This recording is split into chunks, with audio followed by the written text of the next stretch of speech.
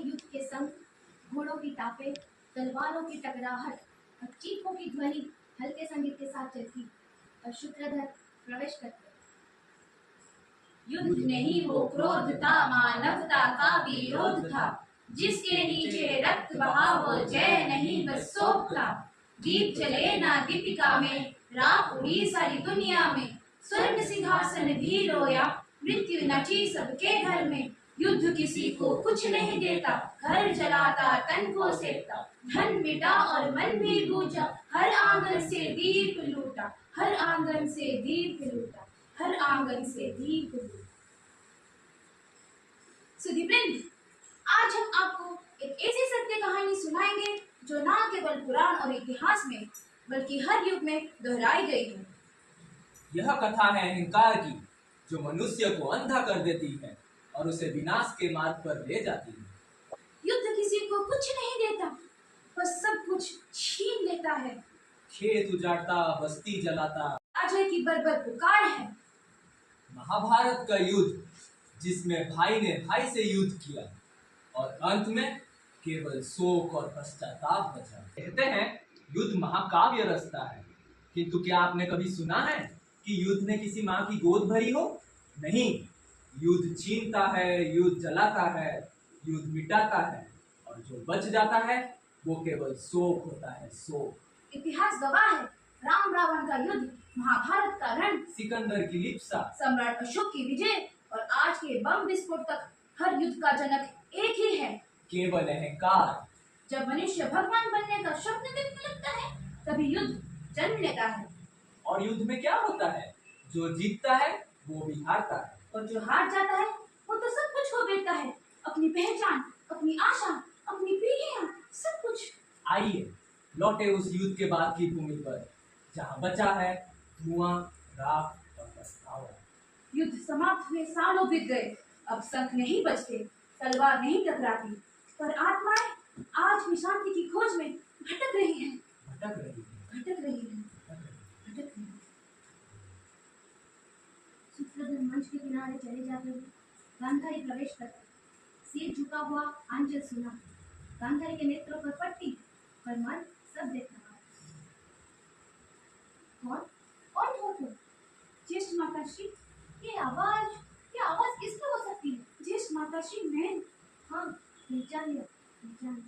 आप तो हस्तिनापुर की महारानी पांचाली। नहीं ज्येष्ठ माताश्री, नहीं, मैं महारानी नहीं हूँ, मैं तो आपकी पुत्रवधू हूँ, पुत्रवधू। जब शरीर ही ना रहा तो मान प्रतिष्ठा और किस काम की? इस मान और प्रतिष्ठा के लिए तो ये सब हुआ है। केवल मान और प्रतिष्ठा के लिए नहीं ज्येष्ठ माताश्री, ये सब तो अहंकार का परिणाम है। अहंकार? किसके अहंकार का परिणाम बोल रही हो महारानी पांचाली? दुर्योधन के अहंकार का ज्येष्ठ माताश्री।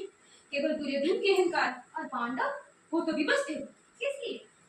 सिर्फ दुर्योधन के अहंकार के लिए। लेकिन तुम्हारे प्रतिशोध ने सब कुछ जला दिया। नहीं ज्येष्ठ माताश्री, नहीं, दुर्योधन का अहंकार मेरे प्रतिशोध से भारी था, बहुत भारी था। लेकिन आप तो जीत गए, हस्तिनापुर के महारानी बन गए, सब कुछ प्राप्त हो गया आपको। नहीं, सब प्राप्त नहीं ज्येष्ठ माता। क्या हुआ है महारानी? 100 पुत्रों की जननी का सौभाग्य उसे कुरुक्षेत्र ने छीन लिया, लेकिन इसी कुरुक्षेत्र की जीत ने आपको महारानी बना दिया। हजारों सालों के बाद भी वो पीड़ा, वो आंसू अभी भी जीवित है। मेरे 100 पुत्र की मौत ने मेरे हृदय को शून्य कर दिया। ज्येष्ठ माताश्री, केवल आप नहीं, मैंने भी। मैंने केवल अपने 5 पुत्रों को नहीं खोया, बल्कि अपने आशाओं और अपने स्वप्नों को भी खो दिया, जिसको मैं आज भी ढूंढ रही हूँ। कुछ मिला? हाँ मिला। क्या मिला? केवल शोक और पछतावा। ये युद्ध नहीं था, शाप था, शाप।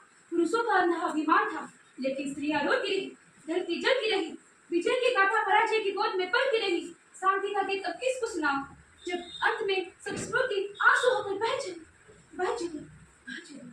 कुछ नहीं बचा पांचाली, कुछ नहीं बचा। बस छाया बची है, छाया। युद्ध के बाद केवल सन्नाटा बचा है। कोई नायक नहीं, कोई जय बोलने वाला भी नहीं, चारों ओर सन्नाटा ही सन्नाटा है। उसका कारण केवल आप हैं। मैं? हाँ, आप। ये तो सबको पता है कि महाभारत के रण का कारण केवल आप हो। किंतु मुझे केवल एक माध्यम बनाया गया था धनराज, मुझे केवल एक माध्यम बनाया गया था। रुकिए, सूत पुत्र बोलिए महारानी पांचाली, सूत पुत्र। आपके मुंह से अंगराज का संबोधन शोभा नहीं देता। आपका प्रतिशोध अब तक नहीं भरा अंगराज। प्रतिशोध नहीं, घाव है ये, घाव। इसी घाव से तो प्रतिशोध जन्म लेता है। मान अपमान और प्रतिशोध तो महाभारत रण का एक कारण है। आर्यव्रत का सबसे भयंकर युद्ध, जिस युद्ध ने बधुओं को विधवा बना दिया, माताओं की कोखें उजाड़ दी, गोदी सूनी कर दी। उसकी शुरुआत तो आप दोनों से ही हुई है। हमसे? हाँ, आपसे। लेकिन लेकिन मेरा क्या कसूर था? पुत्र मोह में आप तो अंधी थी। एक माँ होने के नाते जो संस्कार बच्चों को देना चाहिए था, आपने नहीं दिया। आंखें होते हुए भी आपने उस पे पट्टी बांध दी। इसीलिए आपके बच्चों का भाग्य अंधेरे के और घिसटते हुए चला गया। लेकिन लेकिन मेरा क्या कसूर था? प्रतिशोध, प्रतिशोध की ललकार ने आपके पांचों पतियों को युद्धातुर कर डाला। और आप क्या बेकसूर थे? मैं तो अन्याय का चुपचाप सहने वाला था।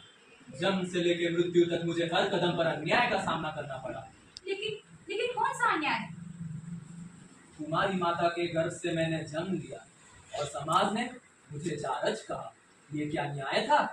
जब माता कुंती ने अपनी सतीत्व के लिए मातृत्व को ठुकरा कर मुझे नदी में बहा दिया, तब माता राधा की गोद ने मुझे स्वीकार कर लिया। लेकिन समाज मुझे सूत पुत्र कहकर अपमानित करता रहा। जब शिक्षा सीखनी चाहिए तो गुरुद्रोण ने मेरे जन्म पर प्रश्न खड़े कर दिए। और स्वयंवर सभा में आपने तो मुझे सूत पुत्र कहकर धिक्कार किया। और फिर महाभारत की युद्ध भूमि में जब मेरा रथ धंस गया, मैं निहत्था था, तब वासुदेव के आदेश पर मुझे अर्जुन के हाथों मारा गया। क्या ये सब न्याय था? और मेरे वस्त्र हरण के समय मुझे भरी रात सभा में बारंगना संबोधन करना कौन सा न्याय था? मैंने जो कहा वो मेरे भीतर के आक्रोश का परिणाम था। मैं उस समाज से टूटा था जिसने मुझे कभी अपनाया नहीं। और बुरे दिन का साथ देना, वो तो मेरा मित्र धर्म था, जिसको मैं आखिरी सांस तक निभाता रहा। वही मित्र धर्म पालन करते हुए तुमने धर्म की आंखें बंद कर ली। तुमने अपनी पीड़ा को दुर्योधन के अहंकार का अस्त्र बना दिया। तुम न्याय नहीं, प्रतिशोध चाहते थे, प्रतिशोध। केवल दुर्योधन का अहंकार था जस्टिस? हाँ, केवल दुर्योधन का। तुम केवल अपनी आंखों में नहीं बल्कि अपने विवेक में भी पट्टी बांध रखी है। ये युद्ध सिर्फ एक युद्ध नहीं था, ये सभी के कर्मों का भयंकर संघर्ष था। और मैं सबसे पहले दोषी हूँ, क्योंकि मैंने शपथ ली पर सत्य से मुंह मोड़ लिया। राजधर्म में बनकर मौन रह गया जब न्याय को स्वर चाहिए था। पर मैं अकेला नहीं था, बिल्कुल अकेला नहीं था गांधारी। जस्टिस, तुम्हारी आंखों की बंधी पट्टी तुम्हारे पुत्रों के पाप न देख पाई। पुत्र मोह में तुमने दुर्योधन को बढ़ने दिया, जिसे रोका जा सकता था। सच है जस्टिस, सच है। मैं माँ थी पर न्याय की देवी न बन सकी। मैं दोषी हूँ जस्टिस, मैं दोषी हूँ। अंगराज कर्ण, बोलिए गुरुश्रेष्ठ। तुम महावीर थे, पर वीरता की अर्थ क्या सिर्फ अस्त्र उठाने में है? तुमने सत्य को पहचाना, फिर भी दुर्योधन का साथ दिया। हाँ पितामह, आप सच कहते हो। मैं अपमान का बदला लेना चाहता था और मित्र धर्म पालन करना चाहता था, पर धर्म के बदले में अधर्म का साथ दे बैठा। वो मेरी सबसे बड़ी हार थी। मैं महाभारत रण के लिए खुद को दोषी मानता हूँ। द्रौपदी, पितामह, तुम धर्म के पक्ष में अवश्य थी, पर तुम्हारे सब अंधे का पुत्र अंधा ने दुर्योधन के अहंकार को अग्नि दी। उसी अपमान से युद्ध की ज्वाला भड़क उठी। हाँ पितामह, मेरे सब तीर बन गए। मैंने अपमान सहा पर प्रतिशोध की आग भी लगाई। मैं महाभारत रण का एक कारण थी पितामह, एक कारण थी। हम सब दोषी हैं, हम सब। ना कृष्ण इस युद्ध को रोक सके, ना हम सब समझ सके। सच है जस्टिस, सच है।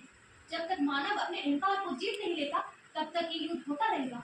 और जब तक सत्य पक्षों में बढ़ता रहेगा, तब तक विनाश लिखा जाता रहेगा। प्रकृति विजेता नहीं होगा जब इंसान जीतने के बजाय समझने लगेगा। यही सोच, यही सच अगर पहले ही होती तो ये युद्ध नहीं होता। मेरा मौन, धृतराष्ट्र और गांधारी के पुत्र मोह, द्रौपदी की प्रतिशोध की आग, दुर्योधन का मान और अहंकार, सबने मिलकर युद्ध को बल दिया। सही है, बिल्कुल सही है। मैं घटोत्कच पुत्र विराट से हूँ। युद्ध में मेरी गर्दन कटी, लेकिन मेरी दृष्टि सब देखती रही। क्या देखा? मदमस्त अधर्म और विवश धर्म को।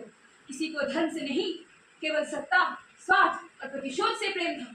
अर्जुन का तीर या कर्म की शक्ति हर बाण प्रतिक्षण एक भविष्य को मार रहा था। क्या यही थी विजय जो खून के आंसू बहा गई? क्या यही था धर्म युद्ध जो सिंह चिताएं जला गई? नहीं, ये युद्ध नहीं था, वो था एक घातक भ्रम। जिसने जीता वो भी टूटा जिसने हारा उसका जीवन छूटा, ना वीर बचे, ना वंश बचे, ना गीत बचे, ना वंश बचे। लेकिन लेकिन मैं आज भी सुनी रातों में रोती थी। मेरे पति तो सिर्फ अपने परिवार का पेट भरने गए थे, सेना में थे, किंतु हीन राजनीति में नहीं। तो मेरे सुहाग क्यों छीन लिया गया? क्यों? मेरे बाबा कहाँ है? कहाँ है मेरे बाबा?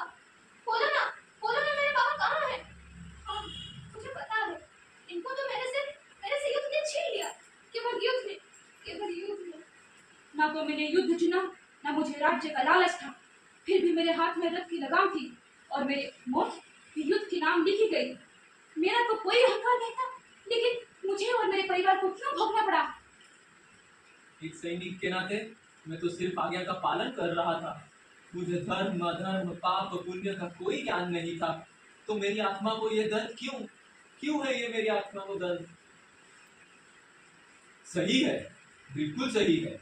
तुम सबका प्रश्न सही है और उसका उत्तर किसी शास्त्र में नहीं है। लेकिन युद्ध के दंड में निर्दोष सबसे पहले आते हैं। जो अहंकारी होते हैं वो तो युद्ध का कारण बनते हैं, पर जो निर्दोष होते हैं वो बलि चढ़ जाते हैं। इसीलिए ये युद्ध किसी एक पक्ष की हार नहीं है, ये तो मानवता का हार था। हाँ, मानवता का हार। हे वासुदेव, अब और युद्ध नहीं हो। हम तुमसे शांति की भीख मांगते हैं वासुदेव, शांति की भीख। हे जगत के नायक, हमें शस्त्र नहीं, प्रेम चाहिए, प्रेम। हाँ, प्रेम चाहिए, प्रेम। एक कलिंगवासी मंच में प्रवेश करता है और एक लाठी से युद्ध भूमि के मिट्टी में कुछ खोज रहा है। दूसरी ओर से गाना गाते हुए एक मगधवासी प्रवेश करता है। ठगवा नगरिया लुटल लो, कने ठगवा नगरिया लुटल हो। ये कौन सी जगह है भाई? ये तो कलिंग है भाई, कलिंग। यानी कि यहाँ भयंकर कलिंग युद्ध हुआ था। क्या यही है वो युद्ध भूमि? हाँ, यही है हमारा जन्मभूमि जो युद्ध भूमि बन गई। गंध और राख की धूल सब बयां करती है। जहाँ छुप गई कई खिलखिलाती बनिया, जहाँ खो गए कितने सपनों की बनिया। ये रक्त की गंध और राख की धूल सब बयां करती है। जहाँ छुप गई कई खिलखिलाती बनिया, जहाँ खो गए कितने सपनों की बनिया। जहाँ हमारे पूर्वजों ने भी अपना जीवन गंवा दिया। हमने सोचा था उस युद्ध में हमें जीत मिली होगी, पर यहाँ तो केवल चीखें और टूटे सपने हैं। किससे हराया हमने? किससे जीता? युद्ध के बाद केवल यही शेष बचा है। न राज, न वैभव, न गौरव, केवल शोक ही शोक है। हम इतिहास के किसी कोने में अपने ही भविष्य को अस्थियां से चुन रहे हैं। पीढ़ी दर पीढ़ी यही खोज रहे हैं। सुनो, ये पृथ्वी आज भी कहलाती है। अब भी युद्ध के पच्चीनों पर रक्त की बूंदें टपकती हैं। और देखो भाई देखो, वही मिट्टी के आंचल में लोटी है एक नन्ही सांस। ना तलवार ना ताज, बस जीने की एक जिद। लहू में भीगी लाल मिट्टी काली बंजर भूमि बन गई थी, फिर भी एक नई उम्मीद का उदय हुआ है। चलो, इस पौधे को बचाना है और फूल खिलाना है। इसीलिए तो हम युद्ध दौरान मगध से आए थे। हमें प्रेम उगाना होगा उन वीरानों में। जहाँ सूर्य बिछे हैं वहाँ फूल बोले होंगे, वरना हमारी खोज कभी पूरी ना होगी, ना हमारे जीवन में, ना हमारे मृत्यु के बाद, क्योंकि लोग अहंकार का ठगवा नगरिया को लूट लिया है। सुनो सुनो इस धरती की चित्कार को। जहाँ कभी ध्वनि थी बांसुरी की, आज वहाँ शमशान की खामोशी है। यहाँ युद्ध नहीं हुआ, यहाँ तो अहंकार ने रक्त का तांडव रचा था। जिसने खड़ग उठाया वो भी हारा, जिसने शस्त्र फेंका वो भी हारा। जीत किसी की नहीं हुई, क्योंकि वो पराजय का उत्सव था। दिवस था, युद्ध वही, पर चेहरा नया था। सम्राट अशोक की सोच कुछ अलग थी। विस्तारवादी मगध ने चील जैसा हमला किया कलिंग के शांति कपटों पर, जो प्रेम और विश्वास के लिए उड़ रहे थे। तलवारें चली, कपतों के निर्दोष पंख कटे, आकाश रोया और जमीन पर बीच गया एक न बोल सकने वाला मौन। ये युद्ध केवल कलिंग के विरुद्ध नहीं था, बल्कि करुणा, मानवता और अहिंसा के विरुद्ध था। नदी नहीं, रक्त की धारा बही, शांति का संगीत बन गया करुण चीख। जब युद्ध थमता है तो केवल मिट्टी नहीं रोती, आत्माएं भी बिलखती हैं। हर पत्थर हर कण में उसकी तरह मुझते हैं। कलिंग की धरती ने भी बहुत कुछ सहा। कई माएं, कई बच्चे, कई सपने राख हो गए उस युद्ध की ज्वाला में। आज भी आज भी वो भटकती है, और वो भटकती आत्माएं रोती रही और अपने अधूरे सपने को ढूंढ रहे हैं।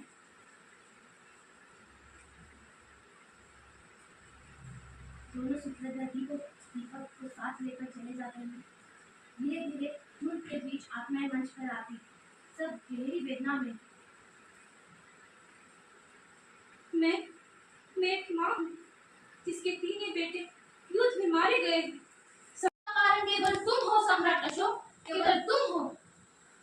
आप सबकी बात सही है, इसीलिए तो मैं क्षमा मांगने आया हूँ। जरा सुनो। हम कुछ नहीं सुनेंगे, कुछ नहीं। तुम सम्राट नहीं, शोषक हो। तुम अशोक नहीं, शोक हो। लेकिन मेरी बात तत्पर सुन कर जाओ। मैं क्षमा चाहता हूँ, क्षमा। सम्राट माता, याद है वो दिन जब मेरे आंसू तेरी तलवार में गिरे थे? उस वक्त तू सम्राट नहीं, एक खोया हुआ बालक लग रहा था। तेरे उन आंसुओं ने मेरी आंखें खोल दी। पर आज भी तुझे सामने देखकर डर सा लगता है। मुझे पश्चाताप की आग में मुक्ति कर दो माँ। मुझे पश्चाताप की आग से मुक्ति कर दो। सम्राट, कौन? आपका महामंत्री। क्या मेरी चेतावनियां गूंज रही हैं?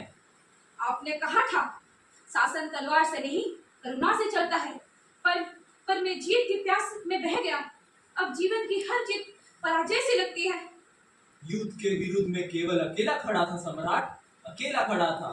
लेकिन आपने मुझे कायर कहा था, कायर। पर आज इतिहास ने सिद्ध किया है कि वो कायर मैं था। मैंने कली को नहीं, अपने अंतर्मन को हराया था। अंत में केवल पश्चाताप की ज्वाला में जल रहा हूँ।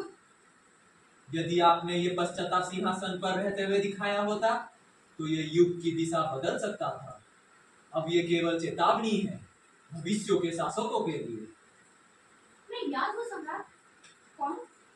मैं राजकुमारी नंदिका। हाँ, याद है। मैंने आपके पास शांति का संदेश भेजा था। हमने कहा था हमने युद्ध नहीं, सम्मान चाहिए। पर आपने उस संदेश को युद्ध की घोषणा समझी। राजकुमारी, मैंने सोचा था नम्रता आपकी कमजोरी है, लेकिन मैं आज समझ रहा हूँ कि नम्रता ही शक्ति है। मैं कली की बेटी थी, युद्ध की नहीं, प्रेम की। लेकिन आपने मेरे संदेश को ठुकराया, रक्त की नदी बहाई। पर वो आंसू आपके साथ युग तक रहेगा। आपका पश्चाताप इतिहास में पहला सच है, क्योंकि एक सम्राट ने मानव बनना सीखा। मुझे पहचानते हो सम्राट? महारानी, क्या आपको याद है सम्राट, जब मैंने युद्ध के पूर्व आपसे कहा था सत्य की रक्षा तलवार में नहीं, दाग में नहीं। लेकिन आप अहंकार में युद्ध अनिवार्य कहा था। पर मैं सत्ता और विस्तारवादी की गूंज में आपका सर खो दिया। आप मेरी रानी थी, पर मैं आपका सेनापति बनकर रह गया। सेनापति। मैंने आपसे राज्य नहीं मांगा था, केवल मानवता मांगी थी। मैंने आपसे कहा था आप ऐसे सम्राट बनो जिससे प्रजा डरे नहीं, भरोसा करे। पर आप रणभूमि के रावण बन गए, रावण। आपका शब्द अब सूल जैसा लगता है। जो मैं नहीं सुना वो मेरी आत्मा को चीर रहा है। आपका पश्चाताप आपको वही बना रहा है जो मैं चाहती थी। याद रखिए, आपके हाथ भले ही रक्त से रंगे हो, पर अगर आप धर्म का दीप लेकर चलोगे तो अंधकार कभी आपका साथ नहीं रहेगा। मैं आप सबको वचन देता हूँ, जो शांति हम सबको चाहिए थी उसे मैं फैलाऊंगा। आप सब मेरी अंतरात्मा हो। मैं वचन देता हूँ, अब धर्म ही मेरा मार्ग होगा और करुणा मेरी शस्त्र। ना तीर चाहिए, ना तलवार चाहिए, अब हमें केवल प्यार चाहिए। हाँ, प्यार चाहिए। उसके बाद मंच पर हल्का रोशनी, नेपथ्य में गोलियों की आवाज, बम धमाके और युद्ध की हल्की गूंज। रोशनी धीरे धीरे बढ़ती है। एक पुराना पुल मंच के शेष भाग में फैला है। एक छोटी बच्ची हाथ में घुड़िया लेकर पुल के ऊपर जा रही है। उसकी अम्मी अजी को बुला रही है। देवा, रुक जाओ बेटा, वहाँ मत जाओ। आगे सीमा है, वहाँ युद्ध चल रहा है, युद्ध। अम्मी देखो ना, मेरा गुड़िया उड़ रही है। मैं उससे उस तरफ ले जा रही हूँ। देखो ना नदी कितनी सुंदर है। नहीं बेटा नहीं, वहाँ रुक जा, गोली चल रही है मेरी जान, वापस आ जा। दीवार दौड़ने लगती है और एक जोरदार धमाका होता है, फूल टूट जाता है, और चारों रचना में विभाजित हो जाता है। नदी के एक पार अम्मी रह जाती है, दूसरे पार रेवा, दोनों के बीच में बस नदी रह जाता है। अम्मी, अम्मी तुम कहाँ हो? मैं यहाँ अकेली हूँ। मेरी गुड़िया भी मेरे पास नहीं है अम्मी। मुझसे दूर चली गई है। मुझे डर लग रहा है अम्मी। मुझे यहाँ बहुत डर लग रहा है। मैं यहाँ हूँ बेटा, देखो देखो मुझे, मैं तुम्हें देख रही हूँ। कुछ नहीं होगा, बस बस वहीं पर खड़े रहो, मैं किसी तरह तुम्हारे पास पहुँचती हूँ। रेवा, मेरी जान, मैं आ रहा हूँ बेटा। कहाँ है मेरा रेवा? देखो देखो उस तरफ, देखो वहाँ है मेरी बिटिया। उसे उसे बचा लो। अरे भाई, भाई कहाँ हो? मेरी बच्ची नदी के उस पार फंस गई है भाई। थोड़ा आओ, आओ, थोड़ा मदद करो। क्या हुआ भाई? बच्ची बच्ची कहाँ फंस गई? वहाँ, वहाँ देखो, वहाँ। आओ, आओ, सब मिलकर कुछ करते हैं। मंच पर गरजती नदी की आवाज। धीरे धीरे बच्ची को उस पार लाया जाता है।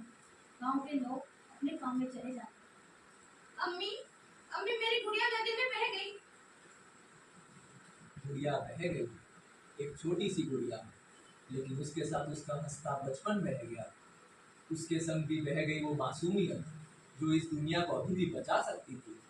वो शक्ति का सपना थी जो इस युद्ध को नदी ने निगल लिया। जब कोई बच्चा गुड़िया खो देता है तो समझो हम इंसानियत हार चुके हैं, हम इंसानियत हार चुके हैं। या अल्लाह, हमें आतंकवाद नहीं, मानववाद चाहिए, मानववाद। हमें धर्म नहीं, शांति चाहिए, शांति। हमें नफरत नहीं, प्यार चाहिए, प्यार। उनका पुल के ऊपर तीनों फ्रीज हो जाते हैं और मंच के सम्मुख रात में रोशनी और रोशनी के साथ प्रवेश करते हैं एक ईसाई और एक सनातनी महिला। ईसाई महिला के हाथ में एक मोमबत्ती है और सनातनी महिला के हाथ में एक दीपक है। Oh God, oh God, no war please. It's too much. Be merciful, Jesus. Please give us peace. The world needs peace, Jesus. The world needs peace. हमें और युद्ध नहीं चाहिए भगवान, हमें और युद्ध नहीं चाहिए। हर जगह पे सीमा, धर्म, विस्तार और स्वार्थ के लिए लड़ाई चल रही है। ये हमें नहीं चाहिए भगवान, ये हमें नहीं चाहिए। धर्म के लिए, सीमा के लिए, स्वार्थ के लिए और रक्तपात ना हो। हमें शांति तो शांति। युद्ध तो चलता जा रहा है और मानवता को लूटता जा रहा है, और नहीं चाहिए युद्ध, बिल्कुल नहीं चाहिए। जो धर्म रक्तपात करता है, विद्वेष सृष्टि करता है, नरसंहार का कारण बनता है, हमें वो धर्म नहीं चाहिए।